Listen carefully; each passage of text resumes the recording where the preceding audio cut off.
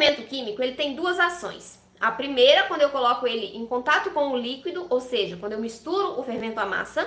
E a segunda, quando eu levo a minha massa em contato com o calor.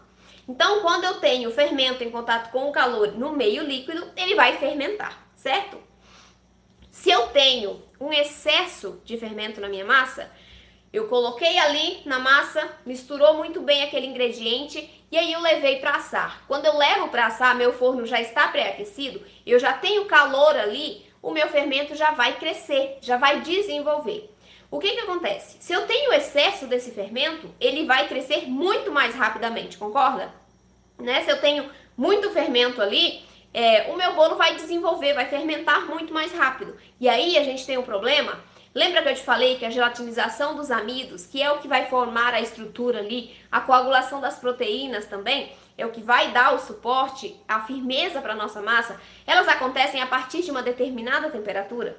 Então, essa temperatura é maior do que a temperatura que inicia a segunda etapa de fermentação do fermento. E aí, se eu tenho excesso de fermento químico, eu tenho um crescimento rápido e forte na minha massa e os meus processos químicos para dar firmeza para essa massa não terão iniciado ainda ou não estarão firmes o suficientes, né?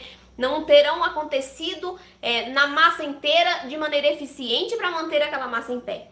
Então, se eu tenho excesso de fermento, eu tenho um crescimento rápido, consequentemente, eu vou ter um bolo que baixa porque eu não tenho estrutura para suportar o peso da massa. Veja só, né? Uma coisa que é boa pode se tornar a causa de um problema porque eu tenho ele em excesso.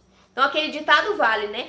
Remédio e veneno é a mesma coisa, o que muda é a quantidade, né? Pra cá a gente pode fazer uma analogia assim também. O fermento ele funciona muito bem, desde que ele seja equilibrado, assim como os demais ingredientes, né? A gente precisa de equilíbrio. Tudo em excesso ou em falta faz muita diferença no resultado final.